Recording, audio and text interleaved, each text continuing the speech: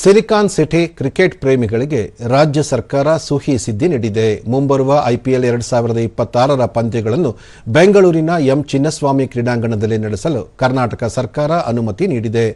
March 26ರಿಂದ May 31ರವರೆಗೆ ನಡೆಯಲಿರುವ IPL 19ನೇ ಆವೃತ್ತಿಯ ಉದ್ಘಾಟನೆ ಬೆಂಗಳೂರಿನಲ್ಲಿಯೇ ನಡೆಯಲಿದೆ.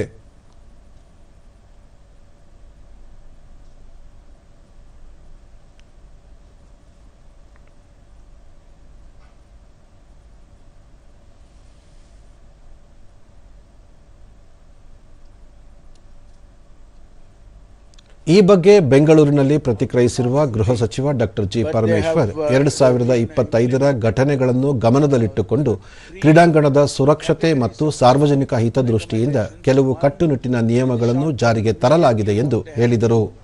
The second one was a medium one which like gates, parking lot, health department, ambulances and these kind of things.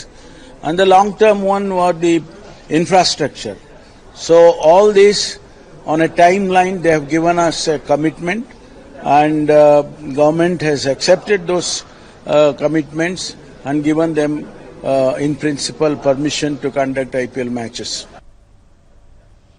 ಸಚಿವ ರಾಮಲಿಂಗಾರೆಡ್ಡಿ ನ್ಯಾಯಮೂರ್ತಿ Michael D ಖುನ್ನಾ ಸಮಿತಿಯ ಮಾರ್ಗಸೂಚಿ ಮೇರೆಗೆ ಕ್ರೀಡಾಂಗಣದ ಪ್ರವೇಶ ಮತ್ತು ನಿರ್ಗಮನ ದಾರಿಗಳಲ್ಲಿ ಹೆಚ್ಚಿನ ಸುಧಾರಣೆಗೆ ಸೂಚಿಸಲಾಗಿದ್ದು ಷರತ್ತುಬದ್ಧ ನಿಯಮಗಳನ್ನು ಜಾರಿ ಮಾಡಲಾಗಿದೆ ಎಂದು ತಿಳಿಸಿದರು.